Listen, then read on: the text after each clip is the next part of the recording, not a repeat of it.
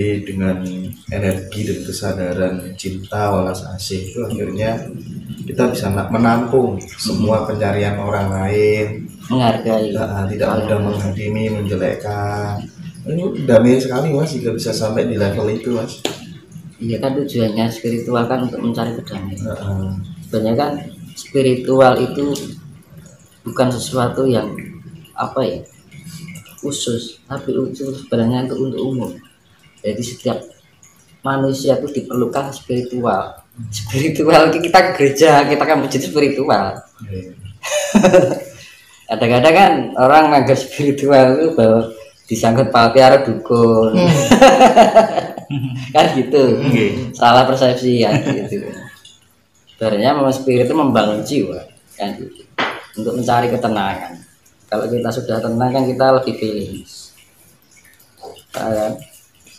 Nah, karena jebakan-jebakan ini, karena putaran cakra semesta ini begitu energinya kuat,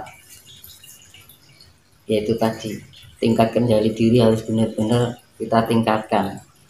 Caranya piye ya, seperti yang saya jelaskan di video sebelumnya itu, kuncinya melek bengi. Kalau secara keheningan melek bengi. Kalau carane Islam tafakur kan gitu. Jadi lebih kita memahami diri daripada kita harus menilai orang lain. Ya gitu. Terkecuali orang minta pendapat itu beda lagi.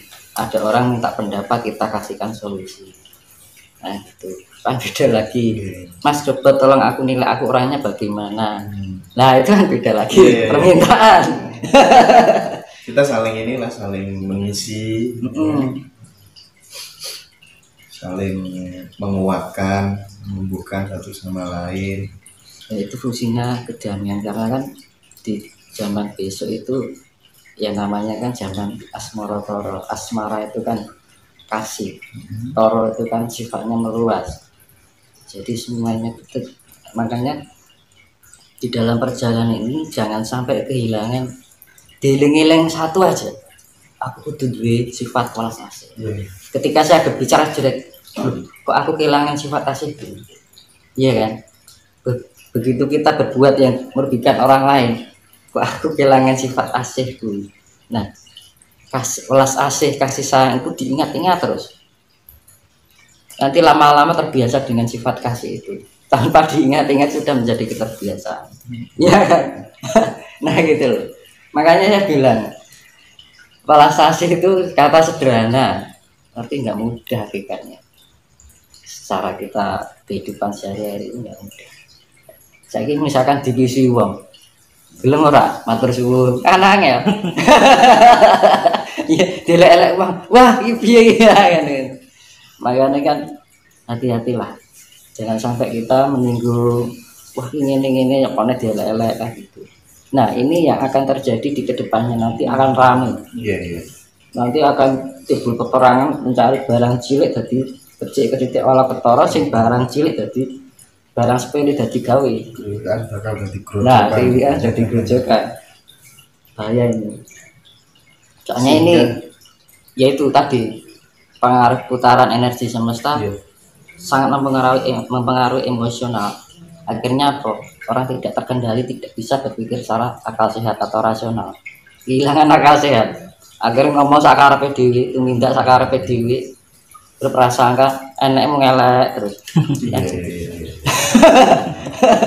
Ya sing rugi siapa kan gitu, dirinya sendiri. Nah gitu. Makanya untuk kita menghadapi seperti itu, tamengnya apa? Ya asih lagi. Ya wis lah, mau diarani enek kapan. Yang penting Gusti Allah sing ngarani kan ngono to. Diarani menungso gampang seperti itu. Iya, Mas. Nah, itu masalah apa namanya?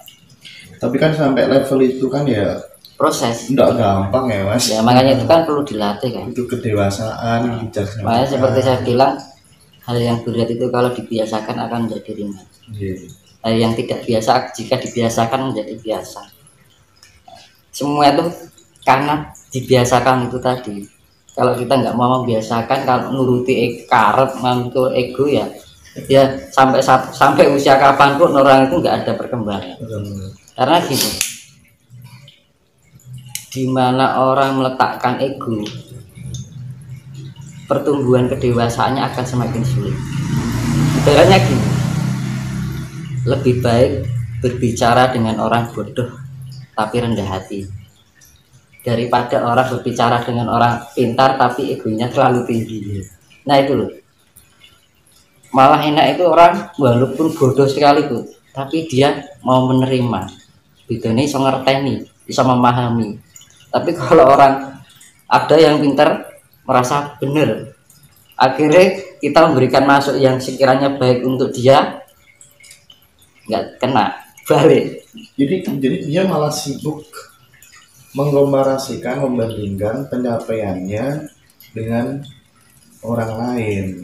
Oh, ini akhirnya dia memberikan penilaian, nah ini masih kurang gini, masih gini. Nah, penerimaan, menghargai itu memang tidak sembarang orang bisa sampai di situ, butuh waktu. Iya, makanya proses itu dibiasakan, kita dilatih terus. Tapi ini tujuannya apa tuh kalau nggak untuk kan kedamaian itu tidak dari orang lain tapi dari dalam diri kita sendiri. Sing lakoni ya dhewe, sing untung ya dhewe kan gitu.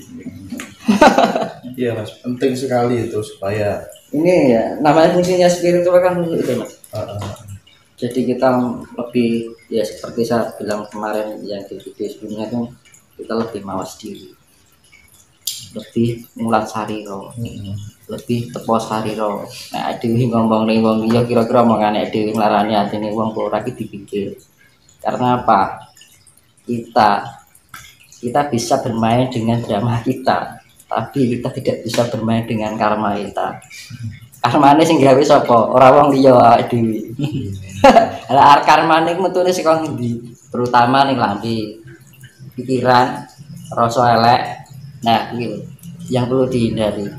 Nah, kamu kok untuk perpindahan fase peradaban zaman baru itu yang dicari adalah orang yang mulutnya bersih, pikirannya baik, hatinya suci. Hatinya suci itu dalam arti selalu berprasangka baik.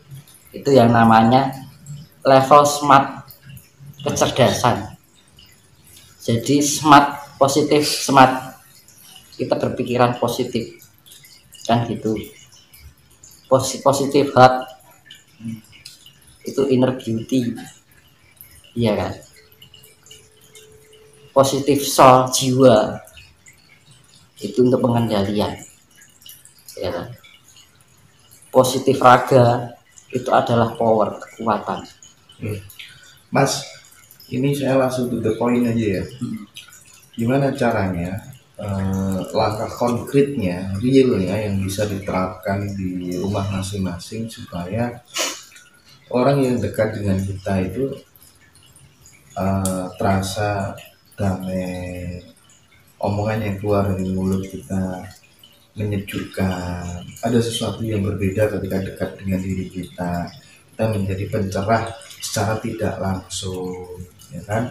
Ada aura positif yang tertular ke sesama. Nah, ini kan saya pengen tahu langkah konkretnya, realnya supaya tidak mentah pada tataran wacana, dialog-dialog, diskusi-diskusi yang kita bangun itu. Nah, praktik nyatanya yang bisa dikerjakan di rumah itu loh apa gitu Mas? Jadi kan ini ada dua kan, topo wening karo topo ngerangi. Iya kan, kalau topo wening itu kita di saat di dalam keheningan, kita sering-sering introspeksi diri, perenungan, ya kan, kita merenungi kira-kira kekurangan kita apa, kita benahi, evaluasi diri, ya kan. Kemudian di saat keheningan alam itu kita ngrumangsa, aku ki ning jagat ki ana sing nguripi, ana banyu, ana angin, ana geni, ana lemah, tanah. Apa yang saya sudah berikan untuk pelestarian yang setiap hari memberi aku kan gitu. Jadi istilahnya Tuhan memayu hayuning bau. Terus tafakur kalau malam ya tepo wening ya. Terus bisa meditasi wening, melatih kalau kita sudah melatih dengan itu, kita akan dengan sendirinya nanti terbangun secara ketenangan itu loh. Kunci ini kan yang tenang sama. Jadi di dalam keheningan itu untuk melatih ketenangan, keseimbangan diri biar di dalam kehidupan sehari-hari itu tidak mudah goyah, terbawa emosi karena keadaan ekonomi, keadaan masalah keluarga, kan gitu. Khawatir gua aku piye yo. Itu. Tapi kalau orang yang sudah tenang, sudah terlatih dengan ketenangan itu, nggak khawatir akan apapun. Bagi kopi ono sifat khawatir nggak ada. Terus kalau sifat khawatir itu apa, larinya ke emosional, pikiran menjadi tidak sehat, akalnya sudah tidak berpikir secara logis. Ngomong sakarepe dhewe, akhirnya cenderung omongan kita tanpa sadar menyakiti orang lain. Iya, makanya dibangun itu dalam ya seperti yang jenengan bilang dulu, sing anu masa akhirnya. Nah itu loh. Jadi malam itu kita mempersiapkan diri untuk di kehidupan sehari-hari, kan gitu. Dan itu harus dilatih terus. Dan jangan ada niatan itu hanya sesaat, kudu telaten. Kalau belajar masalah kasih hanya keinginan sesaat, percuma. Jadi harus konsisten ya. Konsisten, harus terlatih tiap hari. Dan dasarnya apa? Dasarnya satu, niat. Kedua, tanggung jawab. Kenapa dibilang tanggung jawab? Lah dhewe urip ning dunya nek sing nguripi lho. Iya. Saat di tujuan urip kon ngopo wis mosok kon mangan turu ising kan ora mungkin kan. Paling enggak kita bermanfaat untuk alam ini. Sehingga iki urip awake dhewe sapa kan itu. Iya kan? Lah itu rasa rumangsa itu tadi. Ya tak? Terus rasa tanggung jawab itu tadi. Misalkan orang puasa beda. Misalkan orang laku puasa 1 hari sampai 40 hari. Karena ada keinginan sesuatu mungkin ya. Itu habis itu balik nek padha wae. Tapi kalau melatih ketenangan diri untuk pencapaian kedamaian dan kasih sayang itu tadi kan, yang namanya ketenangan, kedamaian, kasih sayang itu satu paket, pasti itu terjadi. Kalau kita sudah tenang, pasti kita menemukan kedamaian. Bisa kita menemukan kedamaian, kita mempunyai pribadi yang penuh kasih sayang atau welas asih. Itu pasti. Jadi kalau kita mendapatkan terpaan omongan orang gitu, mungkin kadang-kadang kita terbawa. Tapi baru minggu langsung respon, oh ya wis lah gitu kan. Omong-omongan wong kan gitu. Jadi bisa disimpulkan begini, parameter orang yang sudah selesai dengan dirinya sendiri itu dia tidak akan pernah terbang ketika dipuji, dan dia juga tidak akan merasa tumbang saat dicaci maki. Nah itu nol dia. Iya nol. Jadi gini, nanti saya perjelaskan masalah secara ilmiah ya. Itu nanti berkaitan dengan proton, elektron, neutron. Nah ini jadi saya bahas ini kan pertama ini menyikapi kondisi alam semesta yang tidak stabil, tidak kondusif ini kan. Kudu pinter-pinter aja dhewe beradaptasi dengan keadaan lingkungan alam. Nek ora pinter-pinter ya wis Mas, gitu kan. Urung nengko nek enek wabah dengan sekian toh kita nggak terjaga, akhir lengah. Karena menghadapi virus itu juga kita juga perlu ketenangan juga. Ketenangan juga itu melatih imun kita. Aku pikirannya was-was, gerak jantung itu kencang. Jadi sel-sel tubuh ion kita tidak bisa berfungsi secara bagus. Fungsi darah ion sel dalam tubuh kita itu tidak bisa berfungsi dengan bagus. Akhirnya kondisi itu drop. Ada kan wong kokean pikiran itu juga marah ke loro kan ngono lho. Cepet tuwek iya kan gitu.